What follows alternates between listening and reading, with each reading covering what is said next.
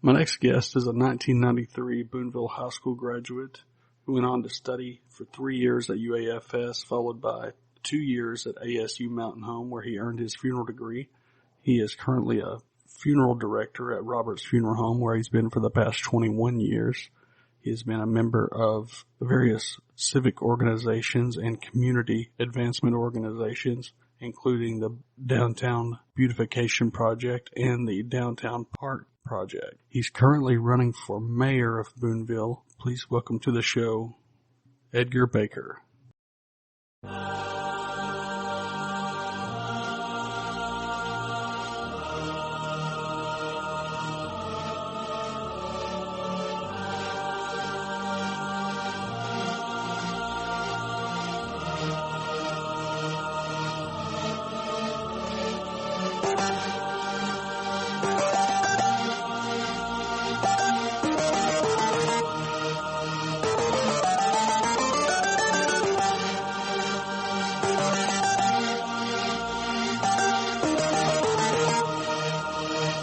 Welcome to the Local Insider Podcast, a show about everyday people who make a big difference.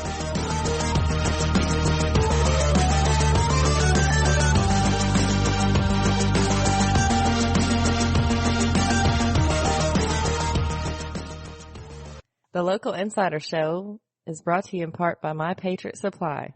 You don't need to live in the heart of a hurricane zone or along an active fault line to be serious about emergency preparedness.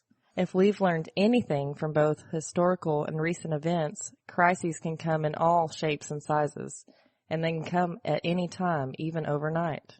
Whether you're experiencing the effects of long-term illness, an accident, job loss, or even widespread threats like terrorist attacks, economic collapse, or an outbreak of disease, you can tackle what's next in confidence with My Patriot Supply storable foods. No matter what your emergency may look like, you won't have to worry about where you're getting your next meal. And as far as your survival is concerned, there's nothing more important than that. Already our foods and packaging undergo regular, rigorous testing to ensure they exceed industry standards for safety, quality, and shelf life. Ready Hour also conducts regular analytical microbial and oxygen level inspections, as well as sensory testing of raw materials and finished goods in a food testing lab. Don't delay, prepare today. When an emergency is on the way, My Patriot Supply receives a rush of orders that slows their ability to ship as quickly as usual from their warehouses across the country. Go to localinsidershow.com/emergency food to order your 2-week or 4-week supply of storable food. Edgar Baker, welcome to the show. Thanks for having me, Brian. I appreciate you inviting me to do this. It's been a long time coming. I remember going to Fletcher Pennybaker's funeral service, and you were thinking about it the last go around when we had the mayoral race, and decided not to run then, but you've decided now's the time. What made you change your mind? Oh, I think now's the time to do it. I think people are ready for a change. For me personally, I think now's the correct time. So let the people out there that may not know where you're from or what you do, a little bit about your background. I know we went to high school together. You were a little bit older than me, but you were a Bearcat. And yes, I grew up in Booneville and I went to Booneville schools. I graduated from Booneville High School in 1993. Went on to UFAS in Fort Smith for 3 years, and then ended up graduating from Arkansas State University in Mountain Home with a degree in funeral science. I've been employed at Roberts Funeral Home for the past 21 years, and I'm married to the former Erin Travis Baker, and she is a counselor at the Booneville Elementary School, and we have one son, Jude, that is 11. Where did you say you got your funeral degree at? From Arkansas State University in Mountain Home. ASU Mountain Home. Yes. Okay. What's that like? Do you have to embalm people or? The funeral program there at ASU is a 2-year program, and it is when you graduate, you have your degree in funeral science, and you are a licensed funeral director and embalmer. Yes, it's a 2-part program. What does a funeral director do? Are they like who's the boss of the whole shebang when it comes to the like a funeral service? Is there a hierarchy, or is it like a team? Or it's kind of a team job, and Darren there is our owner and manager, and then I am a funeral director and embalmer too. So that's Darren Bolger. Yes. So you graduated in '93. How did the Bearcats do that year? We made the playoffs. I think we went out in the second round. Yeah. It was Huntsville, was it? Yeah. My junior year, we made the semifinal and lost at home to Fordyce. Yeah. So that was a long time ago. You're going back a ways now. Yeah. Yeah. Yeah. Chuck Hayes would remember it play by play. Yeah. So 21 years with Roberts. That's a long time to be in one spot. That takes a lot of dedication. People now, it's hard to find somebody that's had a job for 3 years. For 21 years, takes a lot of commitment. Yes. I think, being from Booneville and being, part of the community and having a job, a career that you enjoy, and I've enjoyed it. I like serving the community of Booneville and the surrounding area. Speaking of serving the community, over the past few years, probably 5-10 years, I've seen a lot of things going on with downtown where you guys have been renovating stuff. I guess it's been called the official name was the Downtown Beautification Project. Is that right? Yes. In 2015-16, our group was formed as an offset of the Petty Jean Foundation, and our group was put together to try to address the condition of downtown. Downtown at that time was in pretty bad shape. I don't think that was a big secret. We had a lot of empty buildings, a lot of buildings that needed repaired. It just, it didn't look good, and we knew there was a concern that we needed to try to do something to make downtown look better. All of the landscaping downtown was overgrown. It wasn't taken care of. We had an empty lot down there across from the theater that was just kind of abandoned and overgrown and didn't look good. And so our idea was that if we could put together a small group of people that were serious about trying to make downtown look better, that over time, if we did make it look better, that we'd be able to attract new businesses downtown, get people to come downtown to shop and dine and spend time outdoors. When we first started, we didn't have any money, so that's usually a pretty big challenge when you don't have money. So the first year we did a lot of things that you could do if you don't have money. So we got out and cleaned up all the trees and shrubs and got the grass out of the sidewalks and cleaned up everything that we could. And we showed people that we were serious about trying to do some good work downtown. And we started in after that fundraising, trying to get people to buy into our idea that we needed to make downtown look better. So I have two questions. First is how did you become involved in this? And the second one is what is the Petty Jean Foundation? The Petty Jean Foundation is a group of businessmen that it's a nonprofit. It's been set up for years going back that they oversee some of the industrial development, the land from Rockline out to the baseball fields. That's in Petty Jean. And so the way I became involved, Thad Shirey was a member of Petty Jean, and he was asked to put together a group to see what we could do about downtown. And he knew that I had a lot of concerns and that I had some ideas of what we could do downtown. And Thad and I worked together to put together the rest of our group and to get started. So it was literally Thad and then you and then then you guys created the rest of the group. Yes. The group consisted in the beginning of Thad Shirey, myself, my brother Gerald Baker, Ron Ford, Buddy Littlefield, and Shirley Young. Have there been any changes to that group? Is it all still original members, or? After COVID, we'd slowed down for a little bit.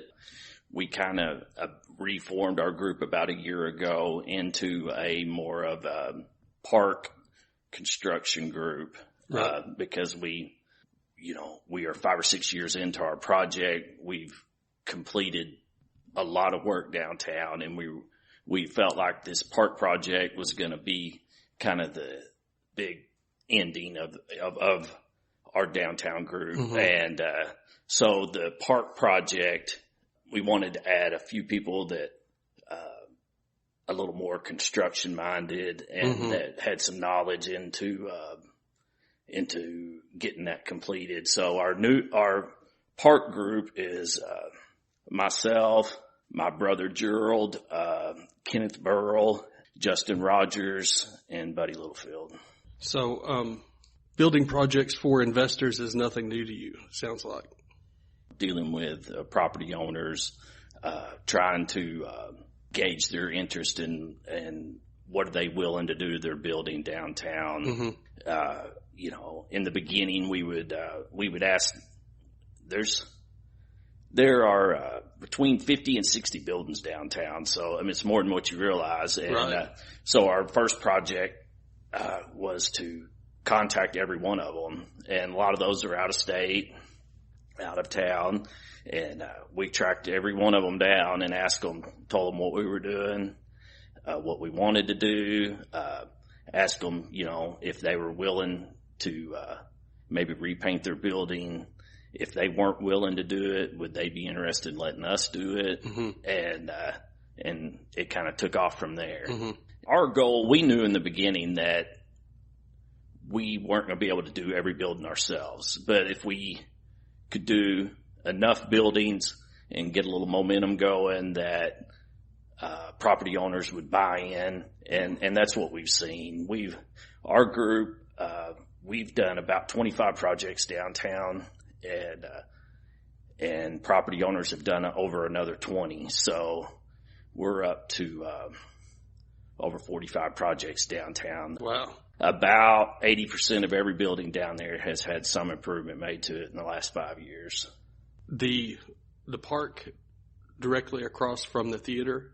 Yes. With the murals, is that one of the projects? Yes. Our first year, we did some fundraising, contacted a lot of people, and we wrote a grant through Western Arkansas Planning and Development. And in our first grant that we got $17,000, and that gave us the ability to buy all of our park benches, our trash cans, flyer boxes.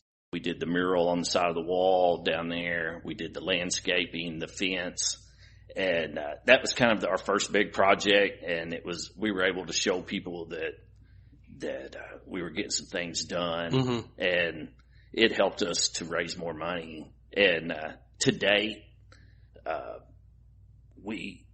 in just our downtown group, we've raised around $70,000 that has been spent back into downtown working on buildings, and not including the park project. Wow, that's pretty impressive. And I'm sure the property owners appreciate that too. Yes. We've been able to help a lot of people out. And in a small town, it's hard to ask people to spend extra money that they don't necessarily have. And when you come to them, you say, hey, let us do this for you. And they've appreciated it, Right. Especially if it's a building that they're not currently using, it's just some idle real estate, and you're asking them to invest in it. Right. And when we completed I call it the Wilson Corner Park, and then the next big project was the Savage Theater, mm-hmm. and we wanted to do the Savage first because it's such a big property downtown, mm-hmm. and it really needed repainting. It probably hadn't been repainted in 20 years. Right. It's kind of in the center of downtown. We got that repainted, redid the marquee sign, and changed the whole look of that building. That's something we've been proud of. Right. And a lot of these things, you guys actually did the work. You didn't actually contract it out. A lot of it we have done ourselves. We hired Mark Hughes. They did repaint the theater, and that's something we've been appreciative of, that so many contractors have been willing to help us out and cut us a deal. We've had several that do stuff, for free, and or give us a discount. So it's helped us stretch our dollars and make things go further than what we would have been able to do on our own. So I've noticed that the Lovins, the Sterling folks, looks like they're closing up and leaving town. Do you have any insight as to why they're moving north? Or I'm not 100% sure. It sounds like he wants to combine everything under one roof. I see. And maybe get away from the retail aspect of it. And I think he has his brewery idea that probably, that he would have to do on the north side of the county, and I think he's kind of set on doing that. But I want to thank Rod and Mandy for all they've done downtown. They've invested a lot of money downtown. Sure. They've done a lot of work on their buildings. They put new roofs on almost every building they bought. That is a long-term benefit to Booneville. It's a benefit to those buildings that when you have a new roof, that building's going to last now. And that's one thing that there's probably been, in the last 5 years, there's probably been 12, 15 new roofs put on downtown. And that's not necessarily something that people are going to see, but it's something that it's going to make these buildings last into the future. Right. And that's what we need, because you don't want to have to tear down buildings in downtown and have abandoned buildings. That's not good. Yeah, we don't want to look like further west, some of the small towns that would not be. I read somewhere one time they say that your downtown's the heart of your town, and that always kind of stuck with me. That if you don't have a nice downtown, a thriving downtown, chances are your town's not going to be nice and it's not going to be thriving. So that was kind of our goal, that we wanted to make downtown a better place.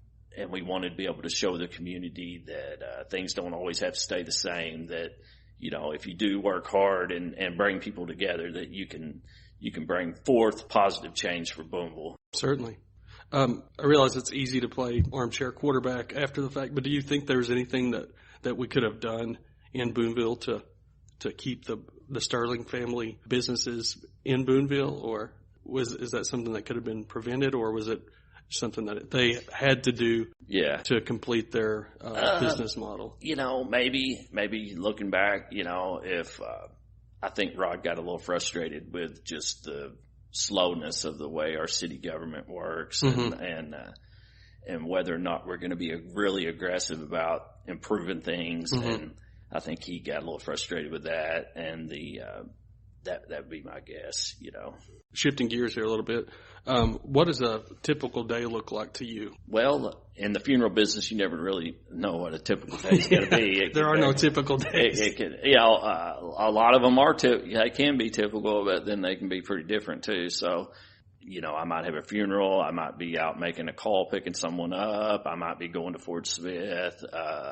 You just never really know. I try to start my day every morning. I run out to GM Mart and grab my breakfast, and then I stop by my brother's office out there at Shelter and visit with him and a few other people, and kind of catch up on what's going on in town. And then I head into work. I try to swing through downtown a couple of times a day and pick up a little bit of trash and keep an eye on things, make sure there's nothing too bad out of line. Other than that, I try to spend time with my son and my wife, and nothing too exciting usually.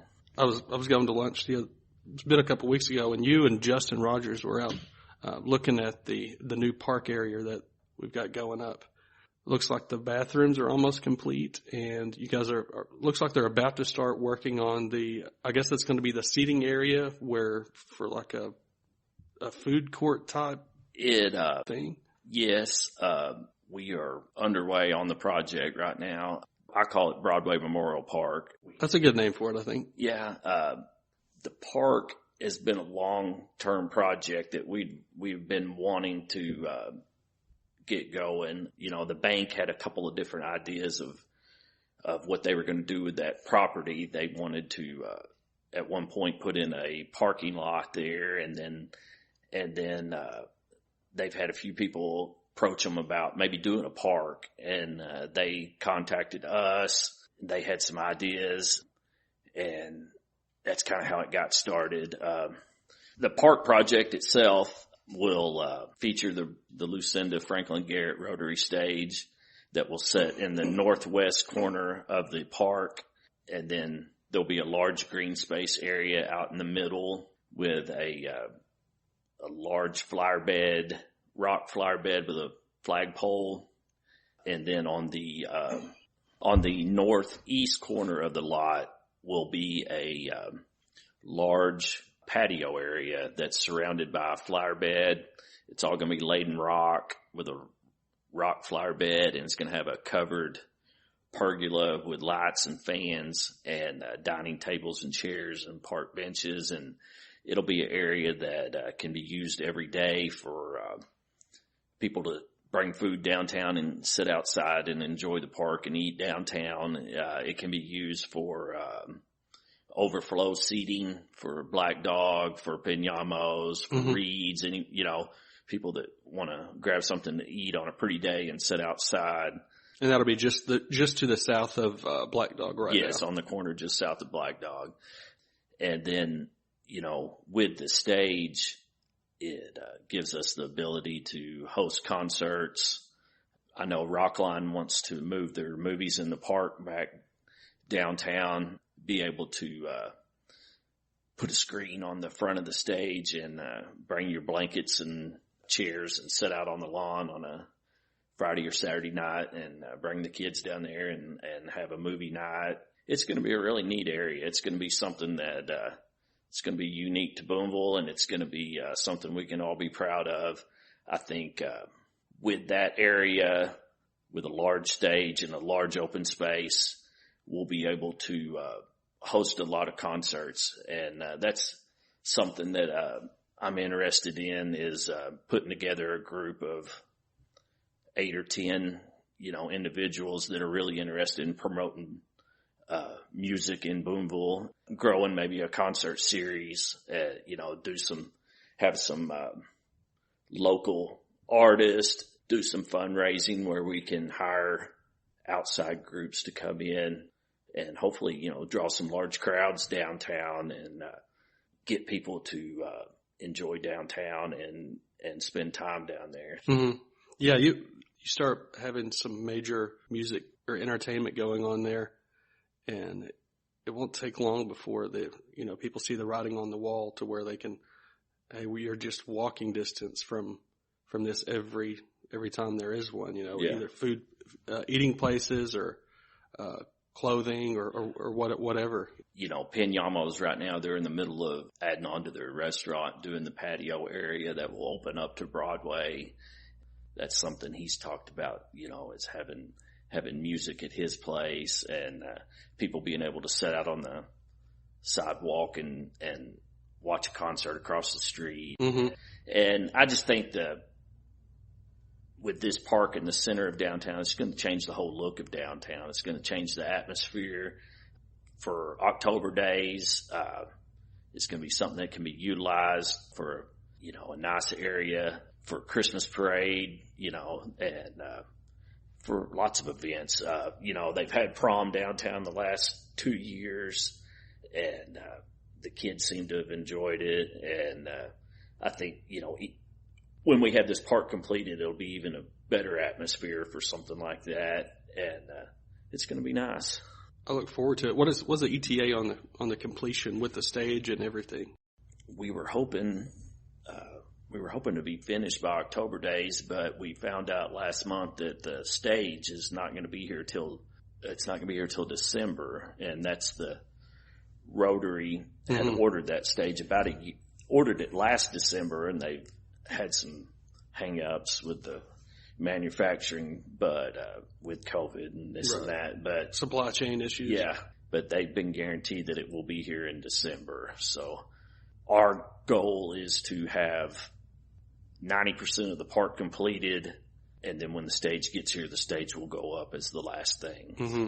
And I guess that would be spring next year, next 2023? Yes, for the stage. But, we hope to have the restrooms and patio area and the sod laid this October. Oh, so this October, so like next month? Yeah. Wow. Yeah. We're right in the middle of construction right now. Wow, that's a lot sooner than I anticipated. So what is your leadership type? Are you more of a democratic, autocratic, strategic, coaching style? What type of leadership do you? Well, I kind of had to look that up. It was a little kind of a something new to me, but I guess you'd have to say probably autocratic or authoritative. That I think you lead by example. Mm-hmm. That a good leader has to have a clear vision of what you want to get done and how you're going to get there to get it finished. I think a good leader, sets goals and works towards those. And I believe that the mayor sets the tone for the city employees. If you're aggressive and you're active, that they're gonna follow you. Mm-hmm. I think you got to create, a team atmosphere to get the most accomplished. But on the other hand, I do think you have to have a open mind and be willing to listen to other people's input. I certainly don't know everything. The person that tells you they know everything, that's when you better start wondering what they're talking about. Right. So, yeah, I watched the rebroadcast of the city council meetings, and one thing I noted was that Mayor Wilkins said that we're having an issue keeping city employees because the pay, with, of course, everybody is having an issue keeping employees because the pay they can make more at McDonald's or staying home. What would you kind of do to address that? If there's some ways that you would look into that? That's something they discussed at last city council meeting. The idea of giving raises this next year. Mm-hmm. From what I was told, the police department hasn't had a raise in 8 years. They're looking into the budget next year. It looks like there should be money in the budget to give a raise. In the past, they give bonuses instead of raises. Mm-hmm. That way you're not locked in forever. Right. That's something, I think it is definitely time for a raise, and you can make $15 an hour at Walmart. Mm-hmm. That, a certified police officer, should be able to draw a larger salary. Mm-hmm. One thing we're struggling with is, the county sheriff's department, they've raised their pay scale, and we're going to have to always keep up with that, or we're going to have a lot of officers jumping back and forth. Mm-hmm. And anytime you lose an officer, you've lost the investment that you put into sending them to the academy and sure. The time you've put into them. So, I am for giving a raise this next year. I think that's one thing that we have done correctly here in Booneville is, our police force, I think, is above par, as well as the county. I have no complaints. I do in my day job, I travel to different counties, and you can notice a difference, because when you talk to the people in the community, they undoubtedly they talk about what's going on in their community, and we don't have all the issues. Well, you're probably well aware of what just happened up in Mulberry, something yes. like that. Yes.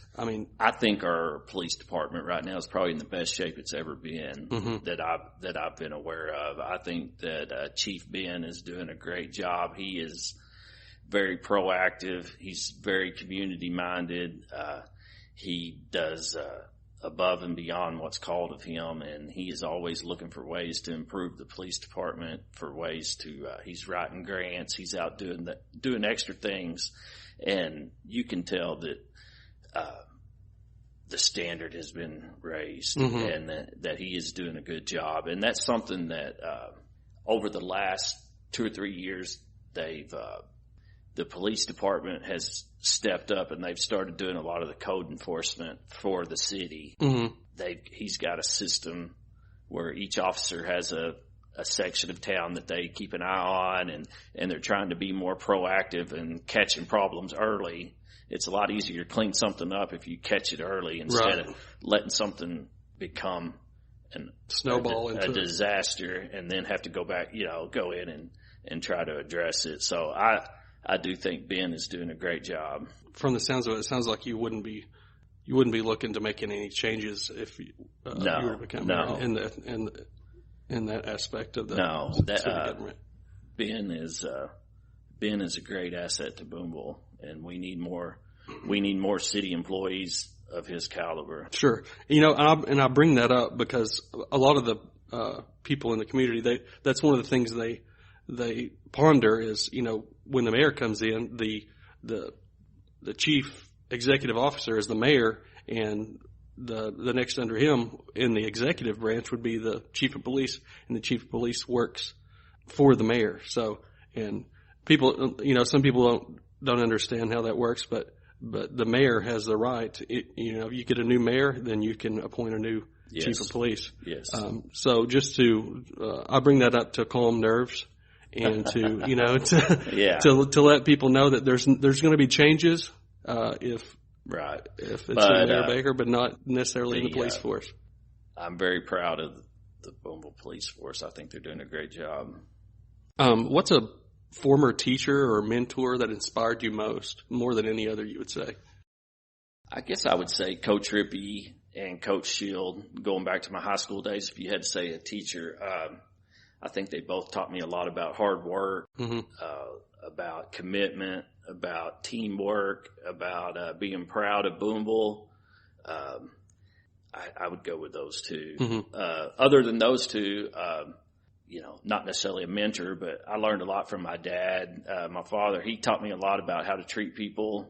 Is he still alive? No, he passed away a few years ago, and he taught me that you learn a lot more from listening than talking, and that you don't always have to be the loudest voice in the room. Sometimes it's best to sit back and listen to other people, and then go from there. But I think that's something that in today's world with everybody's opinions, and I think that's something we could all kind of learn from. That I totally agree. That sometimes it's best to just keep your opinion to yourself a little bit and go on. Yeah.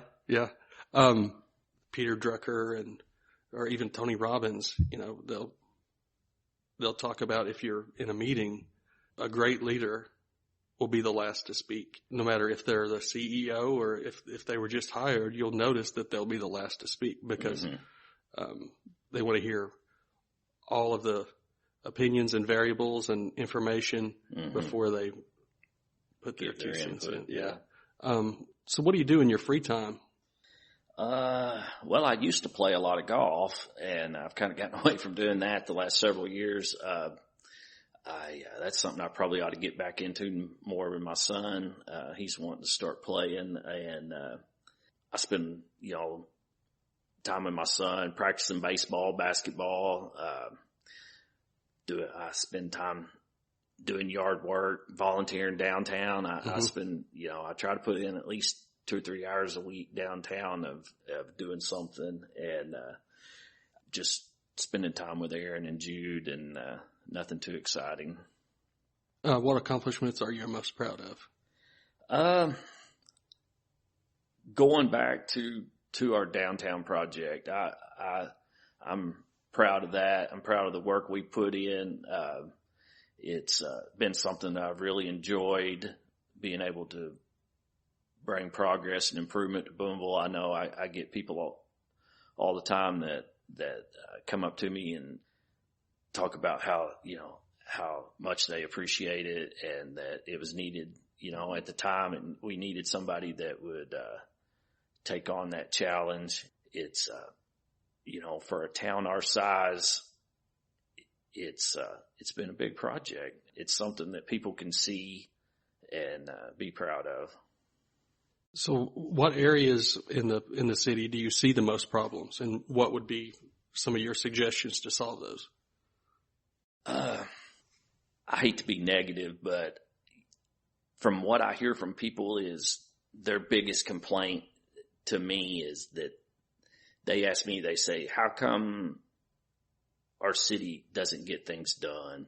And how come our city doesn't push projects, improvement projects and upgrades in different areas? And that's probably the biggest, our inability of our city government to complete projects.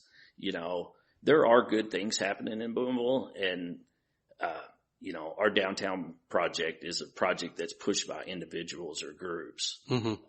The splash pad project is, pushed by individuals to get something going. And then right now, the city park, they're working on a project, a grant, and that's pushed by individuals and city council members. But we need a mayor that is willing to constantly be pushing projects, to be looking for new things to be done, to be completed, to be improved.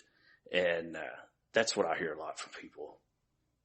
So what are your plans for growing Booneville, to bring in more industry or business or? Well, Brian, we're seeing growth right now. There are a lot of people moving to Booneville from all over the country, and it's something that's probably hard to measure. That if you talk to any real estate agent, they'll tell you that they've got more buyers than there are houses. Mm-hmm. A lot of these people are moving here from California or up north, and they're seeing something in Booneville that they like. And I believe with COVID, you've got the increase of people working from home. Mm-hmm. They have that ability now, and then they decide, hey, there is a movement right now across the country of people leaving larger cities and moving to smaller towns. And they are doing that to get away from crime, from traffic. Mm-hmm. They found that they like the small town atmosphere. And so we've got people moving here. Yeah. And when these people move here, they bring wealth with them. They bring money that can be invested and spent in Booneville. And that's new money. That's new growth. Sure. And I think we need to be doing more to, clean up our neighborhoods. When you do that, it encourages investors to fix up properties and sell them. That's a growth area. It sounds like to me that we're conditioned to the structure of our Western society. The base of it is industry, where you have the mill or the plant, and that's where the people work, and they pour that money from the manufacturer back into the community. But what we've transitioned to is more of an individual-based economy, to where people can work from home for these major corporations who their production facilities may not be on the mainland U.S., but still have their executives working here from home. So what you're saying is we need to make our community look good so that people, not necessarily industry, wants to move here, so that we will. I'm all for business recruitment and even industrial recruitment, but in today's time, it's very hard, and there is a large movement of people that are working from home, mm-hmm. and we've got the high-speed internet now. Dobson, that's all throughout Arkansas, and our economy's changing, mm-hmm. and I think that if we make Booneville the nicest hometown it can be, that, you're going to draw people here. With the super center here, our shopping base has grown. Mm-hmm.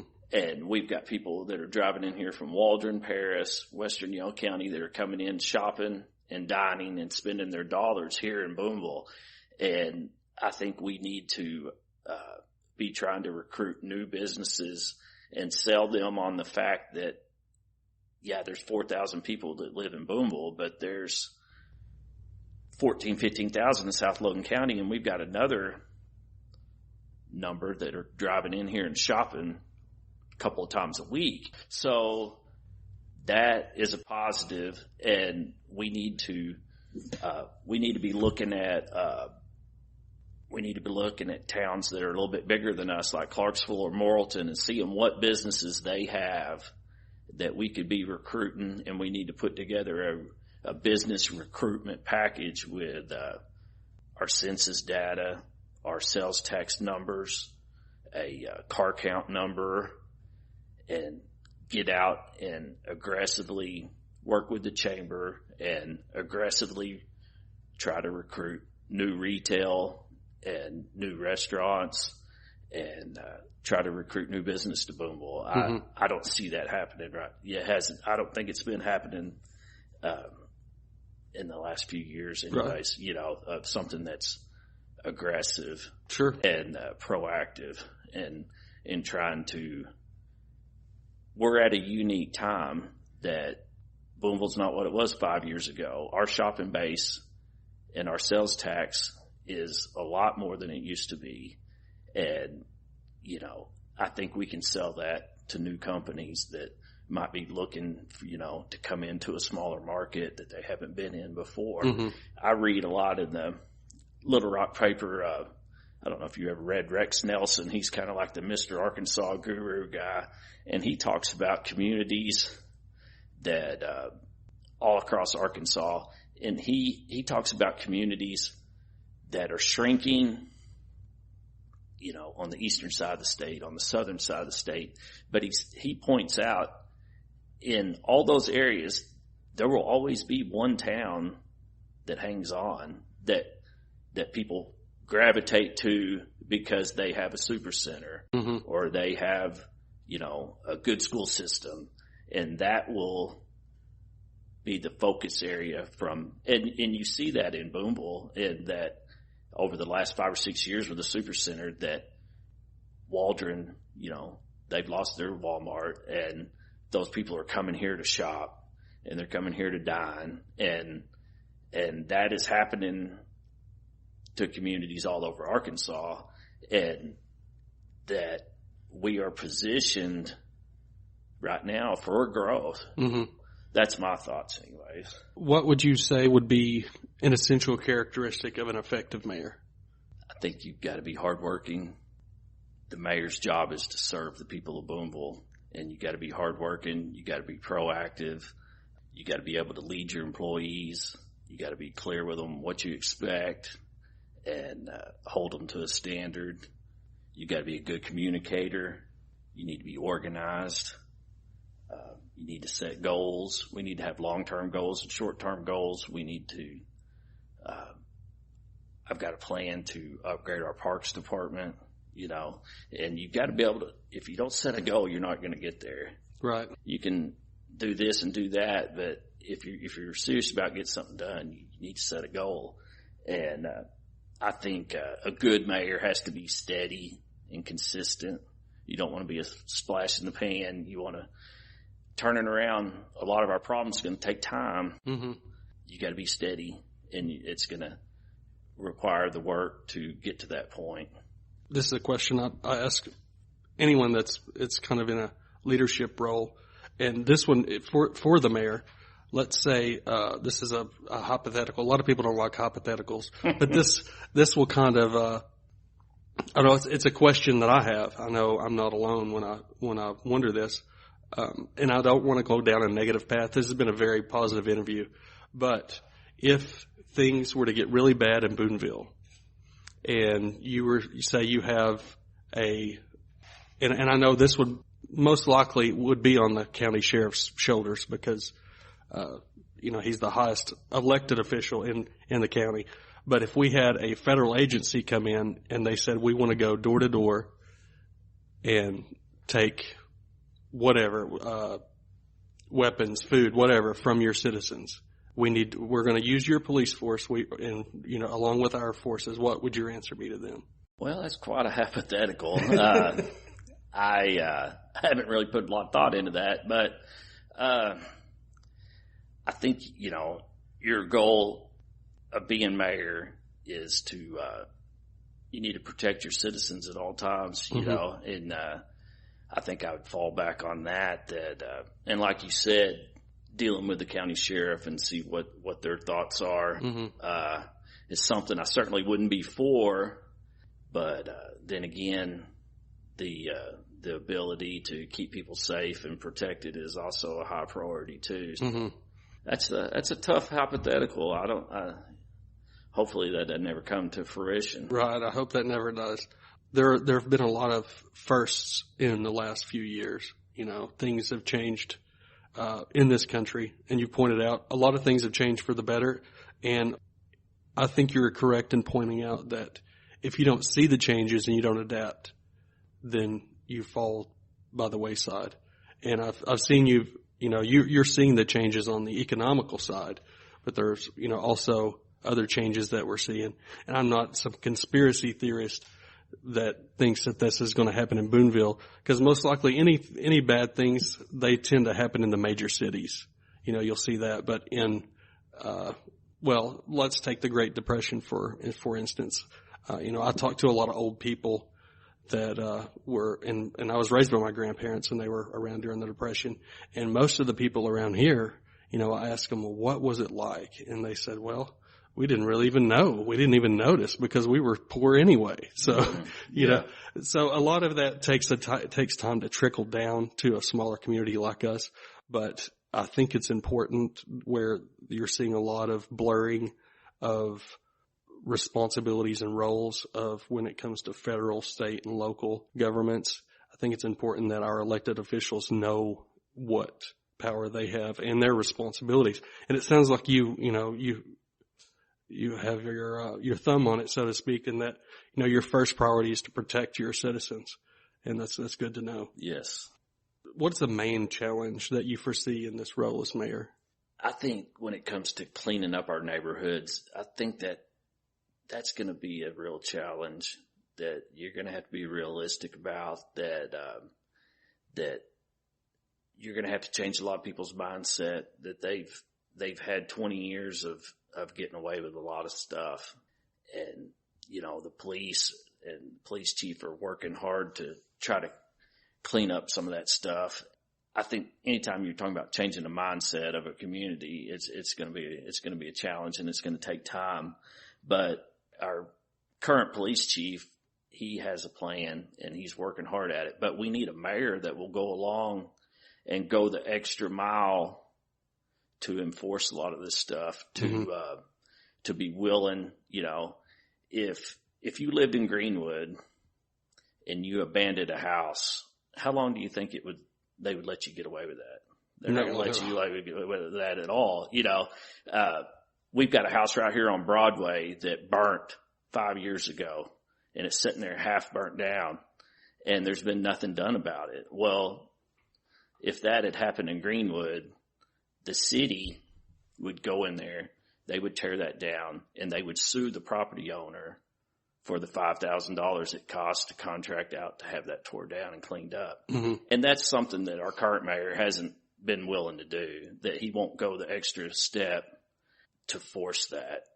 If we're going to be serious about cleaning up town, that's the next step we got to go to.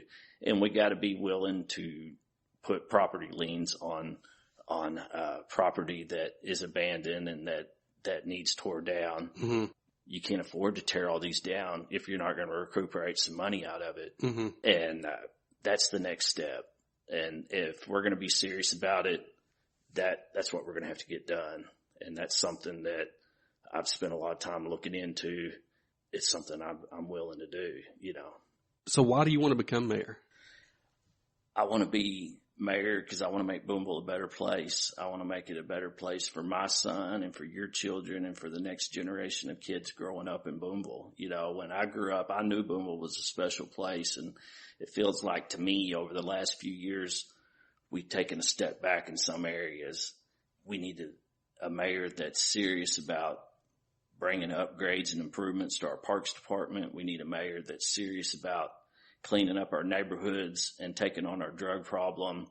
We need a mayor that's serious about business recruitment and being proactive.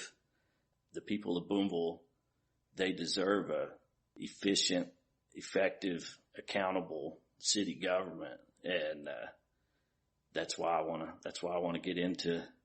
I never thought I would want to get into politics, but at some point you look around and you realize that the biggest change that you can affect is getting involved and getting your hands dirty and trying to take on some of these challenges. And I hope that people will see that I've been involved and that I am serious about making Booneville a better place. I hope they'll have an open mind and consider voting for me for mayor. Very well said. What would you say to people that were kind of hesitant or didn't know how to get involved? How could they get involved? That's a good question. I tell people I never volunteered for anything until I was 40 years old. And I don't know if it's something about getting older, something about having a little perspective and looking around, and you think, man, it's time to, if you're going to get involved, now it's time to do it. And it's never too late to get involved. There's lots of good groups and organizations in town that are doing good things, and I encourage people to volunteer. I've spent the last 6 years volunteering downtown, and it's been something I've really enjoyed. It's been very meaningful to me, and it's been something I've enjoyed being part of and bringing progress and improvement to Booneville. And I see the next step for myself is the mayor's role, bringing that energy, bringing that progress, that mindset to our city government. That's what our town needs, is someone that's willing to be aggressive and proactive, willing to work for the people of Booneville to make it a better place. Very good. Edgar Baker, thanks for coming on the show. I appreciate you coming on. Thanks, Brian. I appreciate it.